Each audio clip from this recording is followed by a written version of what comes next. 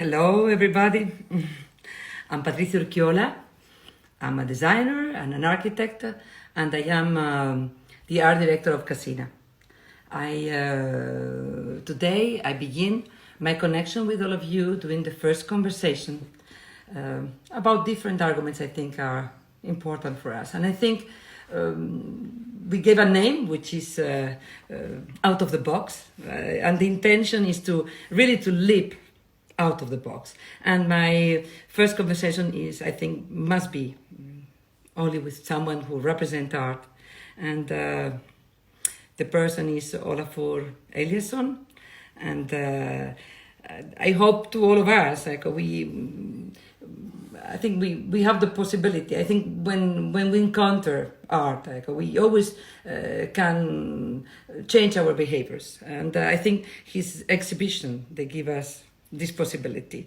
I think today is just a very simple talk. I know him as a friend from a few years, little friend.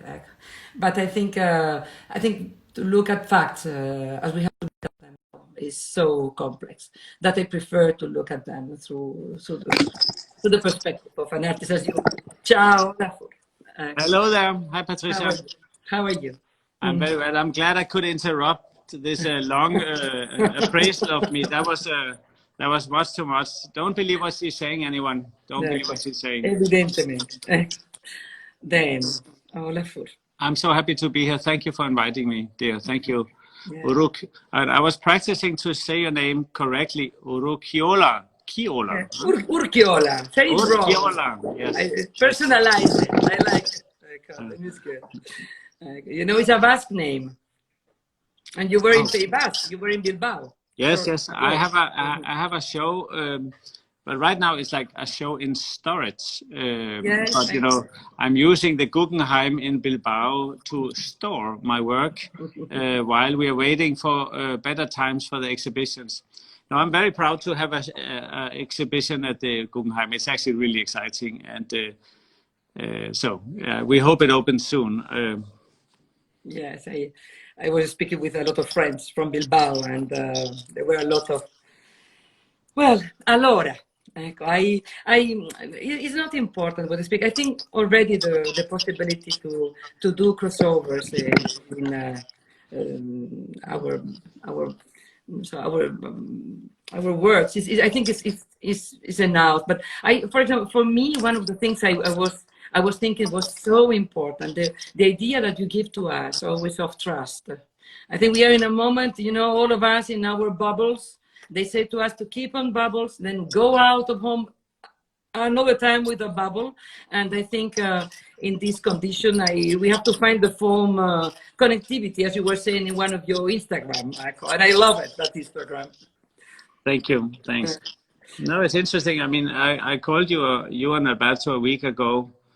Or 10 days ago, because I was curious how you were doing, and also in particular how you think that evidently a lot of things are changing, especially with regards to how people see the world and you know how they perceive reality. And obviously I don't have the answer, but I'm curious about whether this will influence the way that we shape the world and design the world, and how we design the systems and so on. So like everyone else, I believe I'm you know, obviously I'm trying to be respectful and humble in the times where we need to support each other and you know, be correct. But I'm also thinking more long term.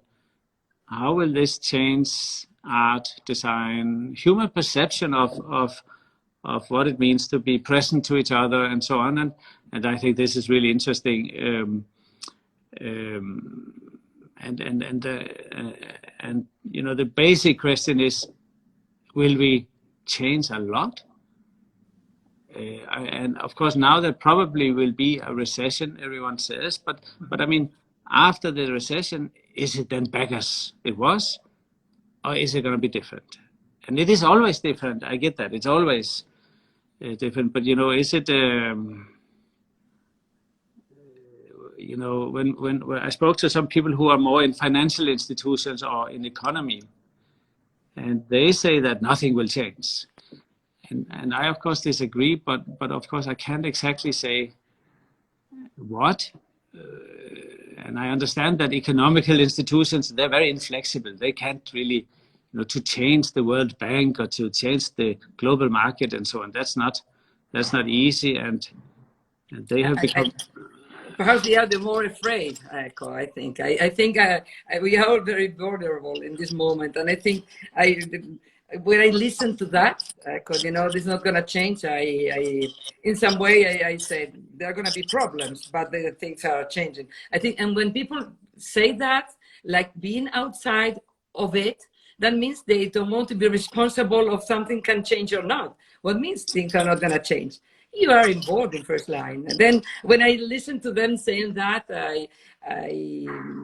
I think they are really more afraid even of us. I think creative, we know me, I've been one, I don't know, one mouth, bee mouth, what happened, I don't know how long time, closed in a kind of bubble. This kind of bubble, obviously, with working with all the studio and trying to connect with my community, little community, family, learning from anything. But I know now that we have to do a second. So we have to get it. And I am a bit afraid because they said to me, you have to keep on your bubble in some way. That is, I think, is for me very dangerous. How we are gonna, after a few months, a year or a longer time, to continue to have a relation, but in some way with this idea of with not having so much trust or using the trust in another way. I think absolutely. But that's why I called you to find out, because in many ways, yes, your sensitivity in shaping things, I think I have used as my compass occasionally, because it's interesting when the principle of change or not change. I think this idea of it will be normal again, and what defines normal. For some people, normal is what it was before. But if we think about it, there was a lot of insensitivity, kind of very aggressive type of consumption, growth economy. And maybe this was not normal in the terms of well balanced. And one can say, if you want to go back to what it was or stay in your bubble, this is in a sense very conservative. But if you want to go to the future and be, and what should we call it? Call it progressive maybe, but to go to the future means also to maintaining synchronized or being continuously in balance or synchronized with what constitutes what we could call normality. It's such a bad word, normality, but in that sense, designing or shaping or making art to some extent, I would argue, is actually a way of articulating what is about to happening in the process of it happening. And this can be in the immediate terms, like right here now. It can also be like in long, what do you call that? Like in this sort of long-terminism, like the kind of shaping the next 20 years or something.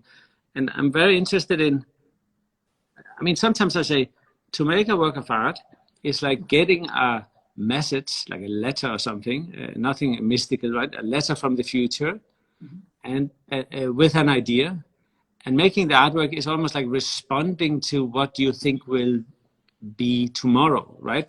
And that's why I think some art, or a lot of art, is actually quite or shaping. I call it shaping, like design, and also some, not so much, but some fashion. It is giving presence to a language which has not been spoken yet, but it will be spoken tomorrow. But before we can speak it, we need something to speak it with. We need color, shape, depth, perception, so, and in that way, I think designers like you, that's why I call it, it's like, so I say, Patricia, what's going on?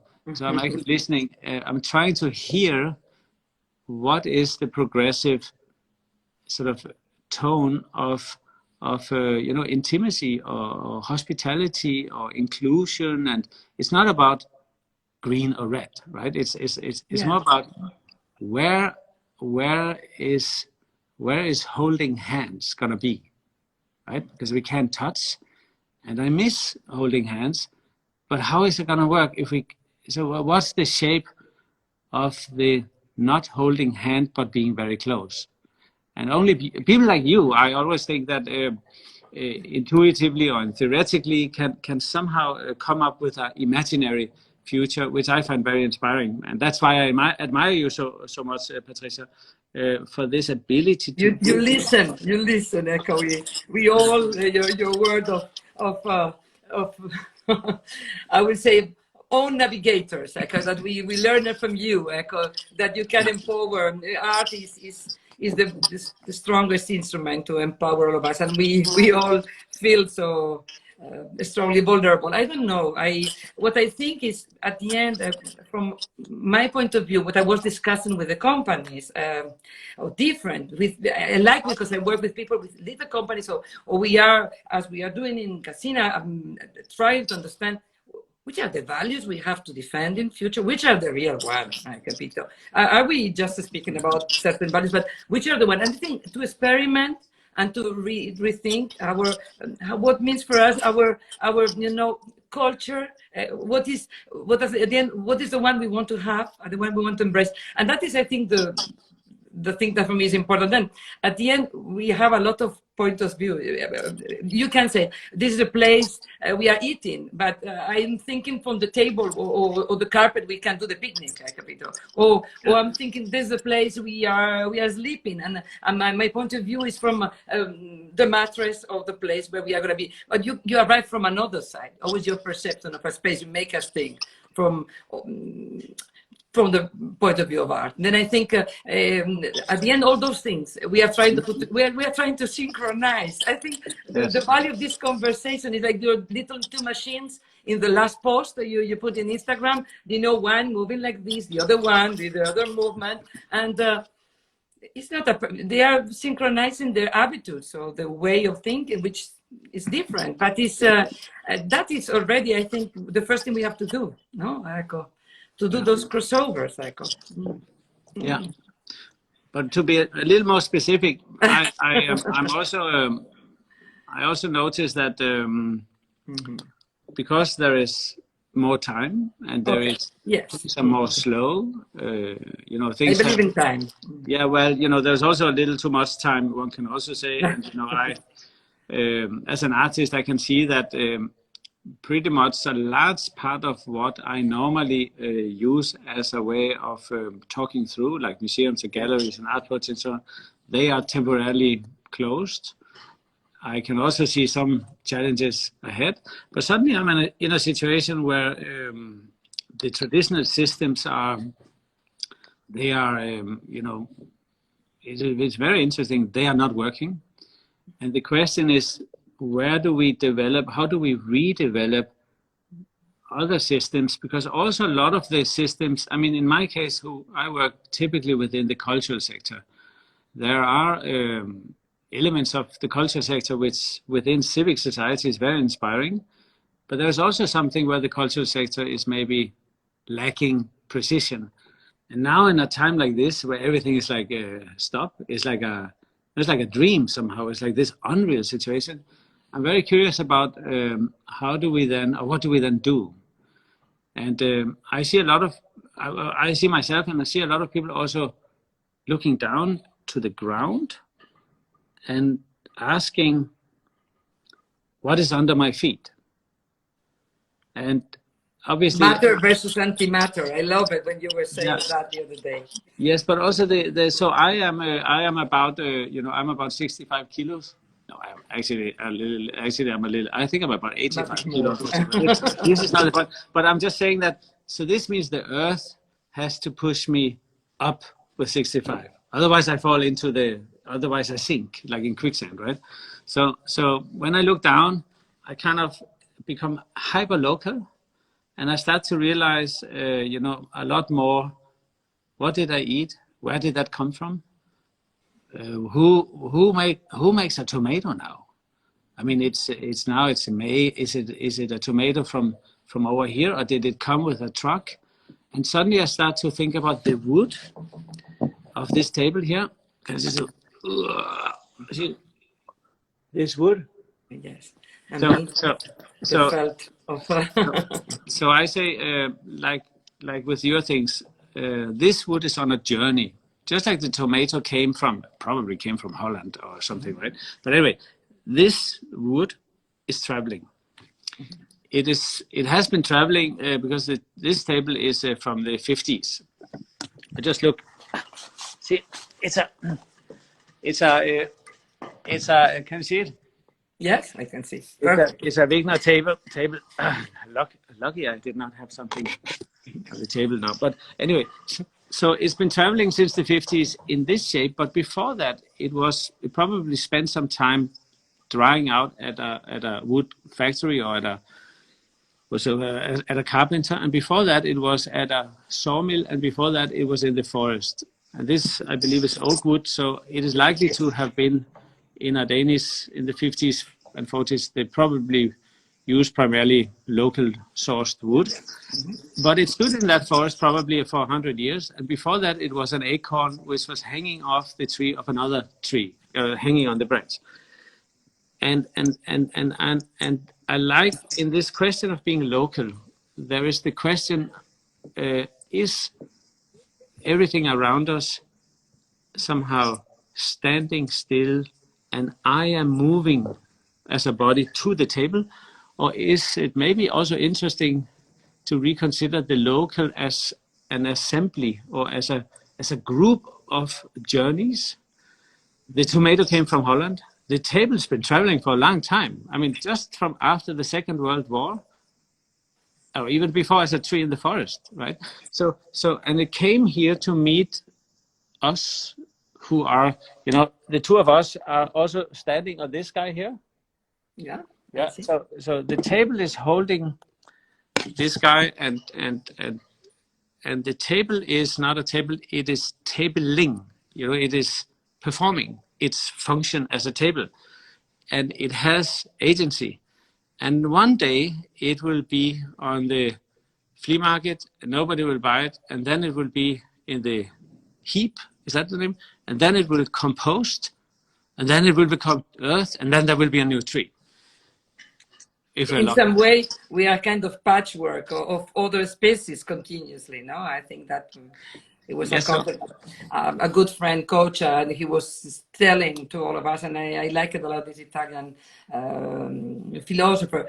I think that the idea of this continuous patchwork or anything is coming from something else, and we have to. I think in this moment we are getting a lot of. We are understanding this argument, and I think that we are understanding very different kind of people, and all of us at the same time, and that is the important thing. I think we are synchronizing. I think this kind of thoughts, and I think that I don't know. But it's also because we talked about the past and the future. Mm-hmm. This table has a history. Mm-hmm. The history gives it, a narrative or a personality, if you want to. And obviously, and I'm just interested in if we allow ourselves to become more sensitive, because the situation is now so unusual, and it is not easy. That's not what I'm saying. Maybe one of the opportunities is, and of course I'm also saying it because of environmental reasons, if you listen to the table carefully and you're sensitive enough, you can feel the journey. And I don't mean it esoterically. It's just like, are we focused on the solidification of materials in sort of captivating them into a table or something? Or are we actually hosting the meeting up of the tree, the table, the wood, the carpenter, everything, and suddenly we meet? And because you, Patricia, in a way have had such a distinct ability to give shape a particular language, for me it always was about meeting up with things that are on a journey. I say it normally with an old painting in a museum. Like you don't go to a museum to see a dead painting on the wall, maybe a Malevich black square, right? The painting has been traveling forever, for like 2 world wars, to meet with you in the museum, and it wasn't waiting for you. It's busy. Right? It's like it has time to see you when you come, but it's a meeting up. You can also say when the Spaniards, no offense, Patricia, when they travel to Mexico. Never. Then the Spaniards said, the Spanish king in particular said, Mexico is standing still. You know, the native people, they were like, but Spain was moving, it was expanding. It was Spain is traveling, but Mexico is standing still. That was up until the 60s and 70s. That was the predominant view, that the human-centered perspective, or the power center, was the expanding one, but the rest was just waiting still monolithically to be colonized, right? I hope it wasn't the Portuguese. Now suddenly I realized it was the Spanish. Yeah. It was through Italians, but was the Queen of Spain was the one believing, and this idea that and then Hernan Cortés, no? And that's what I mean. The Mexicans were moving too. They had an evolution. They had a very progressive society. They had other types of spiritual components that we could use now to be a little more planetary sensitive. So it's more like this notion of maybe what a design system is, to understand how everything is like a network about in sort of meeting up. You know, the fabric, the materials, the craftsmanship, and so on.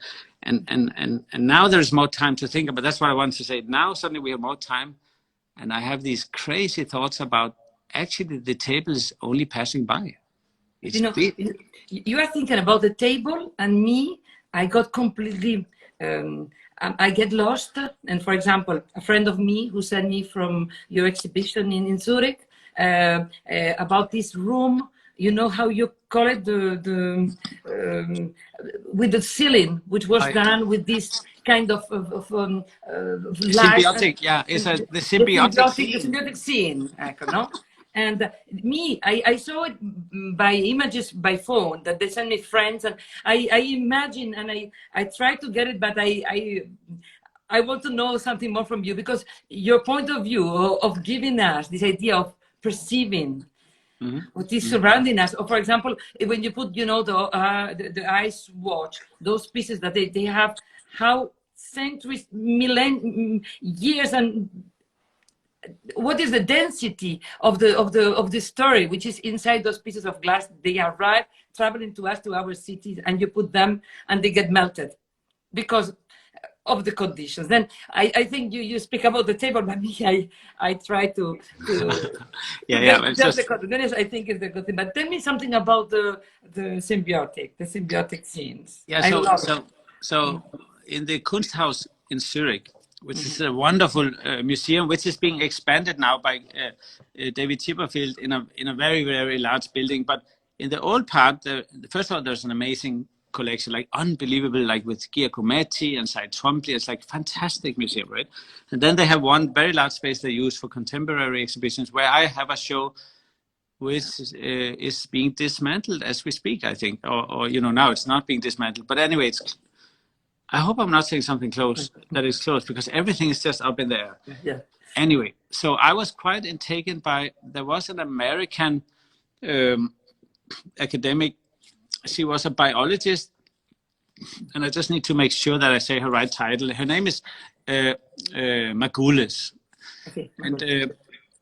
And she did a book called Symbiotic. It wasn't symbiotic in the 80s, but the interesting thing was, already in the late 60s, she did study on bacteria, or on something like bacteria, and it turned out that the evolution of, how should I say, the evolution of the planet, biologically speaking, was actually not competition, but it was collaboration. Yes. So she was, and that was popularly called the anti-Darwinistic argument. Okay. And this is generalizing a lot, but anti-Darwinistic, Darwin said, oh, the strongest will win, you know, the weak will lose, right? But it turns out, if you go into the history, into studying evolution, that it's not the strongest necessarily, it is the team that can collaborate will win.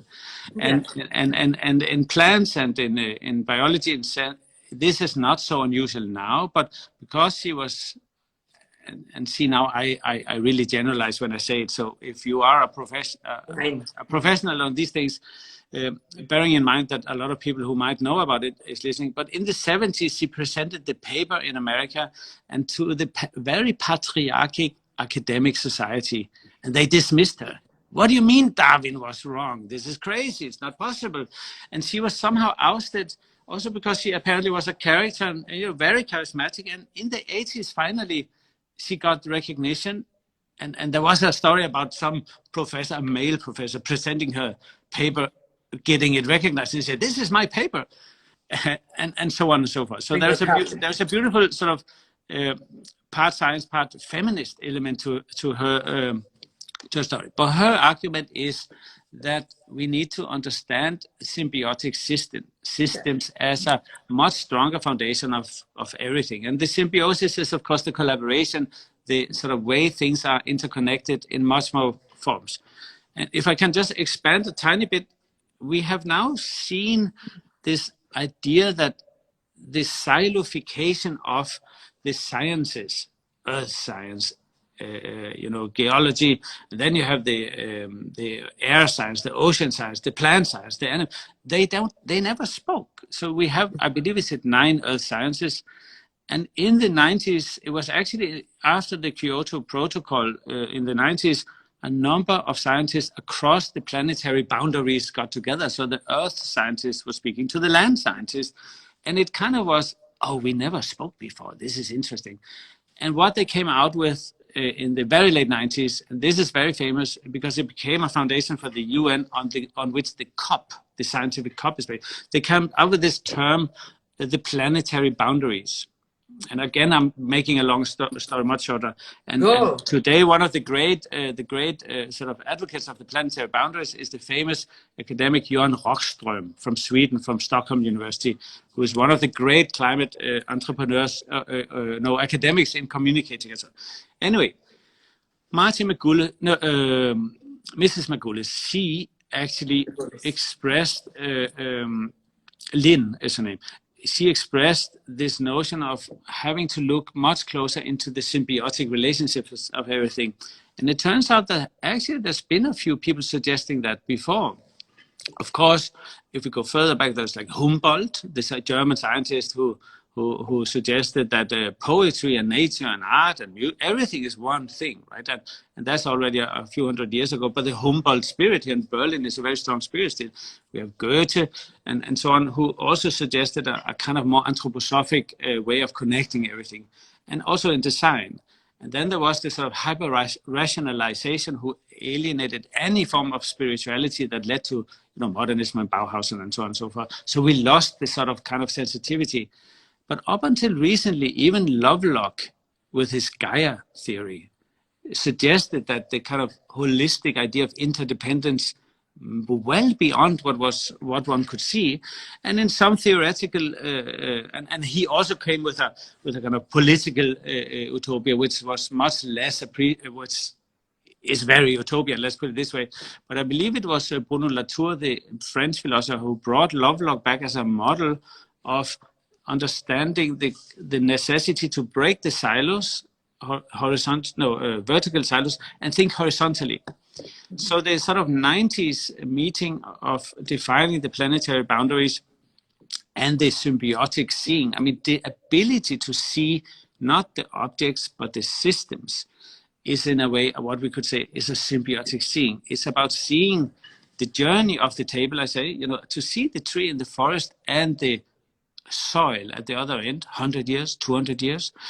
If you look at a rock for 10 million years, the rock is not solid anymore. The rock is liquid. But because humans, they are so short-lived, the rock seems solid. It's just a question of how old you get. So in many ways, this symbiotic argument and getting rid, and this is totally unfair to Darwin, but to getting rid of the patriarch, this idea of this fitting of the strongest, of the survival of the fittest, I guess you say, and I think it's fair to say Darwin was a reformist who advocated the end of slavery as the first person, right? So I just want to say it's a lot more complex, so one should be careful here. But so the principle is, though, that we are now in a planetary situation where we need to be more responsible. And you and I and everyone else, Patricia, we can ask ourselves, how much do we take from the planet, how much do we give back? And that is a part of every responsible thing we do, or also the not so responsible, but in particular maybe the non-responsible. And it turns out that humankind, as according to the way they measured the planetary boundaries in the 90s and still do, humankind, I mean the human species on the planet, we spend more resources from the earth than we give back. And as a matter of fact, we spend approximately so much that in, I think it's like end of September and 1st of October, we spent everything that it takes us for the rest of the year. We spend everything, and after 1st of October, we take from the earth, but we don't get anything back. At the same time, they were making you became an ambassador of, yeah, so I now these, have... what kind of heavy dress? I hope that you live it in a, you can help us in that way a bit. But you know, I'm just to end. So I'm just interested in, are we moving to being finished with spending the resources we have for a year in July or June already? And how can we do something so we give back to the earth and we finish spending maybe on the 1st of January? So we give as much back as we have taken of the resources, right? Because of course, as population of the planet also grows, the design systems, the way we work with space and objects and everything needs to be balanced such that we don't end up one day to have spent everything and there's nothing left for the rest. And I don't have the answer to that, but symbiotic seeing in Zurich, to find that, is about that. What I like, Echo, and I think people with me, we will enjoy that. Just saying to you, symbiotic scene, and you get on a flow, Echo, as you were going now, and it's at the end of what we are needing, because we can see the exhibition, Echo, in those days. And for example, I love it, the name of the exhibition you are doing, you are going to do, or is going to arrive, and I can imagine in Tokyo, which is no, the river is the bridge, or I don't know if I say well. I like that kind of argument already. Possibly is that what we are trying in this moment, that for me is through the table, Echo, to you is for creating a strong perceptive situation that people can become own navigator of what you are proposing to them. Nature is not your problem with nature, is all of us problem of nature. But the name of this exhibition that you have in your, I love the name, because perhaps the river is the bridge. Yeah, I think I have I just got the catalog. Thank God something still works from Tokyo. It's the first copy, so I can show it to you. Of course, sure. Now we are very lucky to see. No, now it is in Japanese, so maybe I can just. That's perfect. They also read the book from the back to the front, so now I'm all confused here. But I guess perfect. You can say, if I hold it very. Yes. The river is the bridge. You know? Sometimes, yeah. The title of the show is sometimes the river is the bridge. Yes, I think now strongly. Yeah, well, I actually to credit the where the sentence comes from, I believe it is a Canadian indigenous people saying. Mm-hmm. Sometimes the river is the bridge, and it brings my mind to in 2017 the Indian government gave the river Ganga in India, Ganga in India, was given the grant. It was granted the rights of personhood. So instead of promoting further industrialization and the utilitarization and essentially the abuse of the river, they gave the river rights of personhood, and the idea that that the river can be a bridge to the future is really beautiful, and because it also accepts we become blind. We just don't see anymore. Right? We're so obsessed that we forgot to look for the solutions. Your work. I remember the old one in Louisiana when long time ago. The presence of the riverbed with the little sound. I love it to always remember the concept of the sound of this water, this little, because was at the end in that immense and strong art installation that we understood. Thank you. We understood the truth.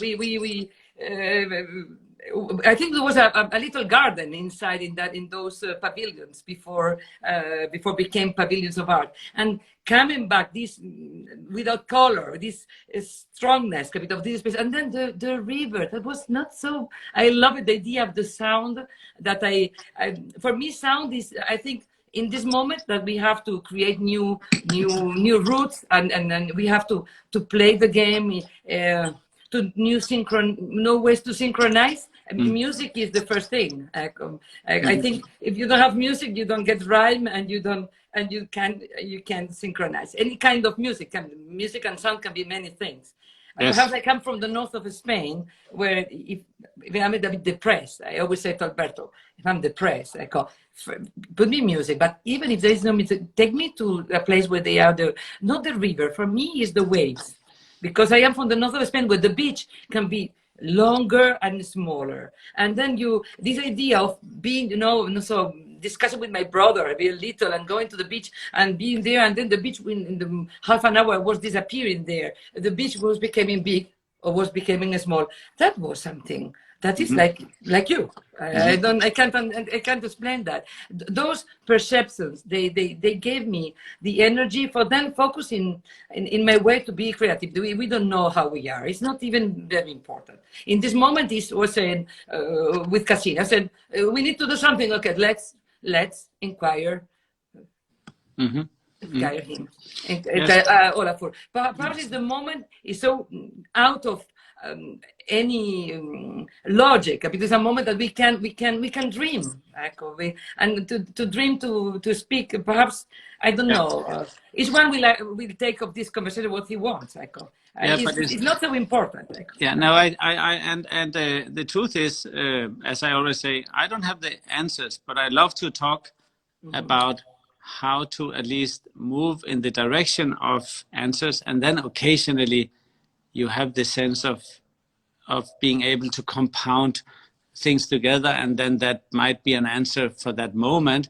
But who knows? Maybe it's not the answer tomorrow. But you believe in us, Echo, as perceptor, as people that can listen and get on the path with you. And that is, you can't imagine how important it is. I remember one of the first time I met you where I was saying in Louisiana, in this meeting about the climate change, and was a disaster because nothing was working very well. But Sloterdijk was in pajama. I remember in the morning in the hotel with all different people. We were there. He was thinking about his things, and then he spoke in an incredible way, and giving us this idea of that now he's writing always more clearly, about this foam city, this idea of perhaps there's going to be, we have to find, the consumption. Perhaps it's going to be more digitalization is going to help us to do a consumption which is less physical. Then perhaps bit by bit, we are going to find a real way to focus on what is, our table or our bed, or what means,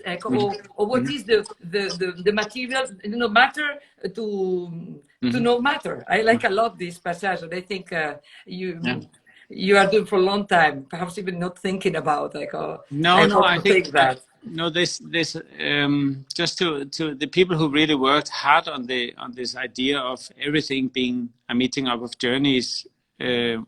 There is a wonderful author, a great feminist and an environmentalist, is Donna Haraway, and she has a few great books, but a very famous one is called "Staying with the Trouble," which for me is always about the design process, or the process maker to stay with the trouble.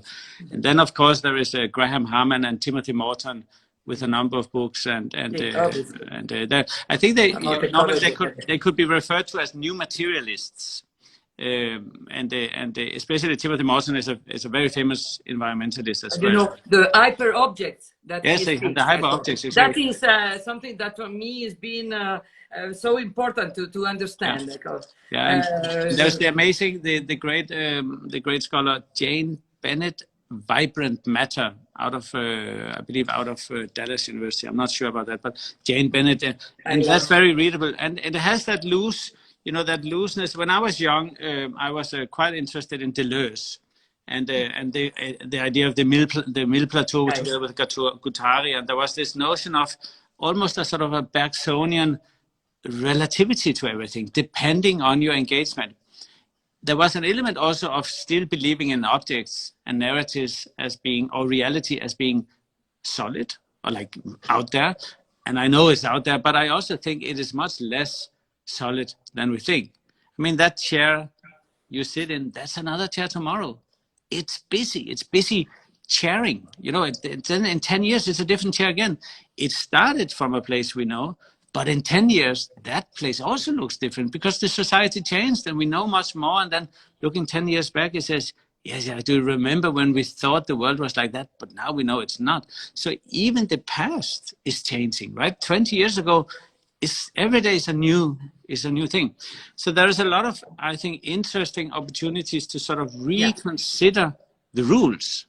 What defines, you know, how do you, you mentioned the show in Tokyo, right?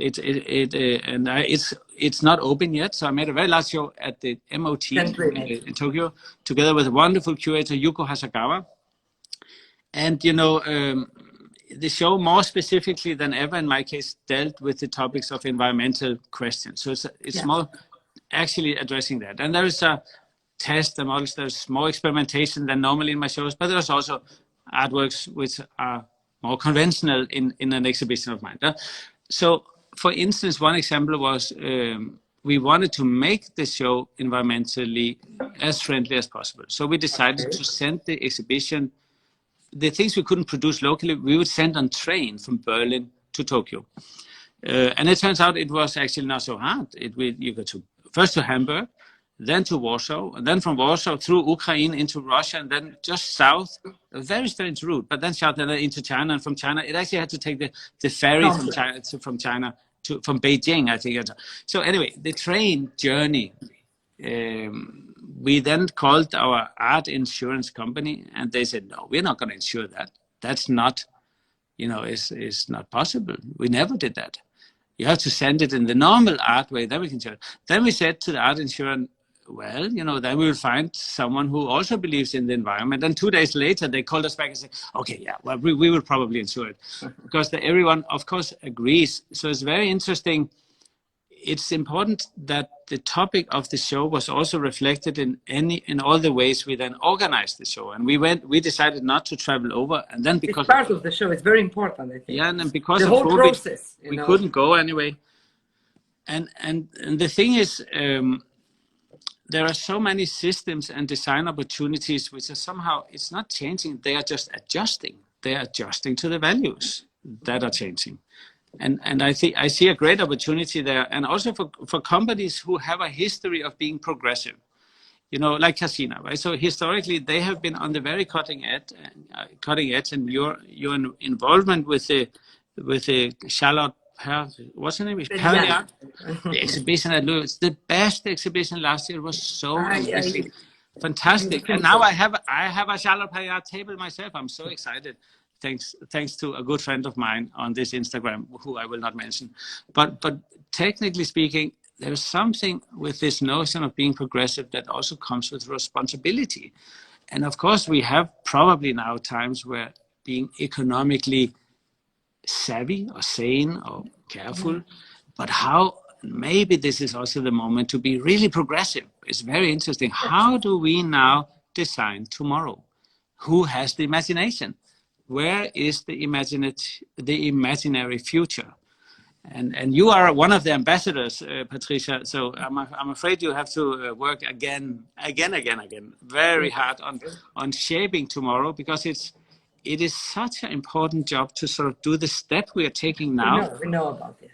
But you know, I think the first thing to do when you say, I'm home, I cannot do, I can't go, for example, in Milan, I can't go to the companies or to do, because I have to still keep it on my bubble. But to be brave, to call you. And I know that this kind of experiment was not part of your daily program, you know.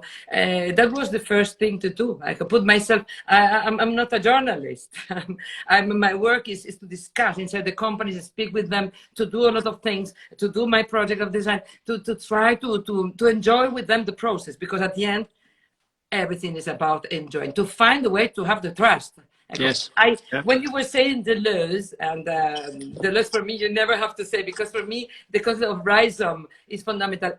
You are, what I want to say, you're not the beginning of those conversations, because I don't think by beginning, medium, and end. That's not my character. I am already a kind of, they say to me, a kind of paella, they say to me, with anything can be connected. And I was not very happy because I'm from the north of Spain and paella is not from that side. But I thought it was a funny, but late moment to understand myself. What I want to say, but I take the paella if it's from the rhizome point of view. Speaking with you is just getting inside a flow that we have to understand to look to us as designers, as architects. And you are not a beginning, you are an ending too. You know what I mean? You are gonna flow on all this. Then Let's see. If we get in a rhizomic way of thinking, then it's okay. It's not so important that is the beginning. Is that we are flowing with you. That for me is the most important thing to communicate to others. That I've been brave to do that. Then it's the first ambassador thing we have to do in moments like this. And I don't know. I perhaps we can. If you want to say to me something else, but I don't want to take more of your time. Oh, should I say something nice? I always want to say something nice. No. My favorite. We have time, man. We have time. No. Yeah, it's okay. So for me, essentially, it's about a language and the ability to express yourself. And obviously, someone uses one thing or the other, and sometimes people just express it by being present and doing politics or something altogether different. So fundamentally, I really would like to suggest that even though you're not speaking, but just designing, but you're designing something, you are contributing to a dialogue with the world. And you are, in a sense, creating an opportunity to be seen, met, and heard, because you put yourself at risk and presenting something. For instance, my favorite furniture that I live with is your sofa called Beam, which is not very new. It's not very new. It's a new sofa for me, but it's not. I know you did it some time ago. But you're okay? It's okay? It's amazing. Yes, I'm very happy. I'm very interested in...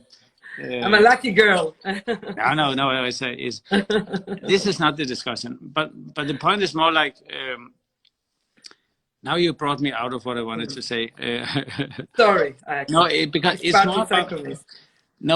it's more about this notion of shaping or speaking or contributing or being a part of a dialogue. This feeling of being, if not included, because it's not so organized, but it's more about, being co-producing.